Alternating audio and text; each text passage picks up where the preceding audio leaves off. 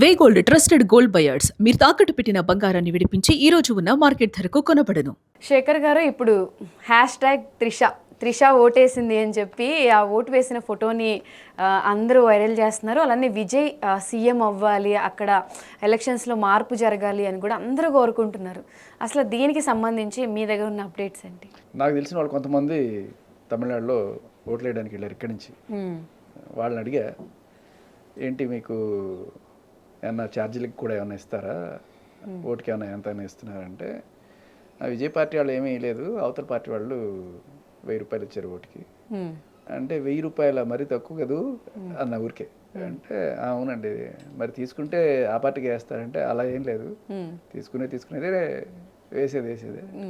మరి నువ్వేమనుకుంటున్నావు అంటే, చేంజ్ వస్తే బాగుంటుంది అనేది చాలామంది అనుకుంటున్నారు ఇక్కడ.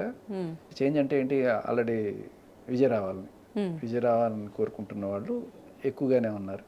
కాకపోతే ధనబలం గట్టిగా అటు సైడ్ నుంచి పనిచేస్తుంది.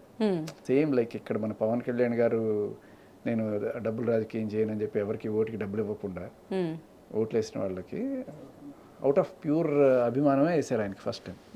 కానీ అందరూ కూడా చాలామంది డబ్బుకి ఆశపడి ఓట్లు వేసిన వాళ్ళ వల్ల ఆయనకి ఫస్ట్ టైం ఎలక్షన్స్లో, అంటే ఆయన ఎక్కడ పోయినా విరగబడి జనాలు వస్తున్నారు, ఓట్లేమో రాలేదు ఫస్ట్ టైం. అది చెయ్యి ఉన్న చోటే ఉంది, చంప మాత్రం పగిలిపోతుంది ఎలా అన్నట్టుగా.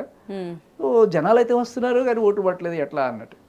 అదే టైప్లో ఇప్పుడు విజయ్ కూడా జరుగుతుంది. విజయ్కి అంత ఫండింగ్, ఇట్స్ ఓపెన్ సీక్రెట్, డబ్బులు పంచడం అనేది కంపల్సరీ. మామూలు మున్సిపల్ ఎలక్షన్ అయినా దేనికైనా సరే కామన్. కాకపోతే మరి తక్కువ 1000 రూపాయలకి వేస్తారని మనం జనరల్గా ఓటు వెయ్యి అంటే వాళ్ళు ఓటు వెయ్యి అనుకుంటున్నారు అనమాట. ప్రజాస్వామ్యానికి ఒక మంచి డెఫినేషన్ ఉంది. For the people, by the people, of the people అంటే తెలుసు కదా మీకు. ఫర్ ద పీపుల్ అంటే ఫర్ ద పీపుల్ కదా, ఫార్ ద పీపుల్ అంటే జనాలకు దూరంగా బతుకుతారట గెలిచిన తర్వాత. బై ద పీపుల్ అంటే బై జనాలను కొని ఓట్లు వేస్తారట.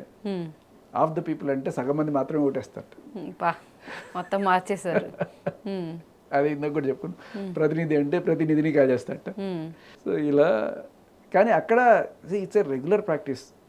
నువ్వు ఎంత మంచివాడివా అనేది పక్కన పెడితే ఫైనల్గా నీ డబ్బు బలం పనిచేస్తుంది అక్కడ. ఎందుకంటే ఇక్కడ ఆదర్శాల కన్నా నోట్ల కట్టలు గట్టిగా మాట్లాడతాయి. అది మన ప్రస్తుతం ఉన్న స్థితి. అందరూ కూడా అంత రిచ్ స్టేట్లో లేరు కాబట్టి బిలో పావర్టీ లైన్ ఉన్న వాళ్ళకి ఒక 5000 ఇస్తామంటే బ్రహ్మాండం చాలు అని చెప్పి అనుకుంటాడు. సో ఇప్పుడున్న సిచ్యువేషన్ అయితే మనకు అందుతున్న సమాచారం, విజయ్ పార్టీ వాళ్ళు ఎవరు డబ్బులు పంచట్లేదు, అవతల పార్టీ వాళ్ళు డబ్బులు పంచుతున్నారు. కానీ అది తక్కువ అమౌంట్లు ఇస్తున్నారు కాబట్టి వాళ్ళు మొగ్గు చూపట్లేదు. అంటే ఇన్నాళ్ళు ఉండి బాగా దోసుకున్నావు కదరా, ఇంతేనా ఇచ్చేది అన్నట్టుగా కొంతమంది అనమాట. అదే సినిమా ఏమేలప్పా నీకు లచ్చలు వచ్చేస్తున్నాయి కదా, నాకు ఎంత ఇస్తావు అంటే 1116 ఇచ్చేను అంటే అలాగా. So they are not happy with what they are getting అనేది చాలామంది తెలుస్తుంది. కానీ చెప్పలేము, డబ్బుల ప్రభావం విజయ్ ఎక్కువ చూపించలేకపోవడం వల్ల కూడా ఆయనకి నష్టం ఉండే అవకాశం ఉంది. అది మేబీ పవన్ కళ్యాణ్ మోడల్లోనే ఆయన మెల్లగా ఒక డక్కా ముక్తులు తిని మెల్లగా బయటకు వస్తారేమో, చూడాలి.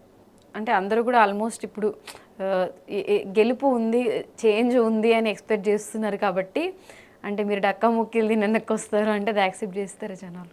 నీకు నిజంగానే వేయాలని ఉంది, విజయ్కి ఓటు వేయాలని ఉంది, కానీ అవతలవాడు 1000 రూపాయలు ఇస్తే లేదు లైట్ వీడి దగ్గర తీసుకుని వాడికి వేద్దాం అనుకున్నాను, 2000, 3000, 4000 ఫ్యామిలీ మొత్తానికి ఇంత ప్యాకేజ్ అని మాట్లాడుకున్నారు అనుకోండి, అది వేరే రకంగా ఉంటుంది. అదే ఎంతవరకు ఈ డబ్బులు పనిచేస్తాయి అనేది వెరీ ఇంపార్టెంట్. ఓపెన్ సీక్రెట్ ఇది ఏమి లేదు, అక్కడైనా ఇక్కడైనా ఎక్కడైనా జరిగేదే. అలా అని ఇప్పుడు ఎలా ఉంటుందంటే, 4-5 పార్టీలు బరిలో ఉన్నాయనుకోండి, ప్రతి పార్టీ వాడు డబ్బులు ఇవ్వాల్సిందే. డబ్బులు ఇచ్చి తర్వాత నీ సేవ గురించి మాట్లాడు. అందరి దగ్గర డబ్బులు తీసుకుంటారు, వేయాలనుకున్న వాళ్ళకి వేస్తారు. ఇది ప్రస్తుతం ఉన్న అప్గ్రేడెడ్ ప్రజాస్వామ్యం. ఇక్కడ డబ్బులు ఇవ్వని వాడు కొంత బ్యాక్ ఫుట్లో వెళ్ళాల్సిన పరిస్థితి. సో ఈ ఎలక్షన్స్ రిజల్ట్ అంటే మనం గెస్ చేయలేము ఏం జరుగుతుంది అనేది అనుకోవచ్చు. అంతే. ప్రస్తుతానికి మీ అంచనా ప్రకారం ఎవరు గెలవచ్చు? డబ్బులు గట్టిగా ఖర్చు పెడుతున్నారు కాబట్టి ఆయనే, స్టాలినే మళ్ళీ కొంచెం తక్కువ మెజార్టీ అయినా ఆయనే వస్తాడేమో అని అనిపిస్తుంది. బట్ 2 సీట్ల నుంచి Vijay can go up to some more seats. Vijay range పెరుగుతుంది, మ్మ్. కానీ అది మెజారిటీ రేంజ్కి వెళ్తుందని నేను అనుకోవట్లేదు. త్రిష ఇష్యూ వచ్చినప్పటి నుంచి కూడా వాళ్ళిద్దరి మీద అది నెగిటివ్ అవుతుంది, ఫ్యామిలీ ఇష్యూ వచ్చింది, ఇవన్నీ అనుకున్నారు. ఇప్పుడు త్రిష ఓటేసిన తర్వాత అది ఇంకా ఇంకా కొంచెం అంటే కలర్ఫుల్గా ఇప్పుడు విజయ్ గెలుస్తాడు అనేది ఒకటి నడుస్తూ ఉంది.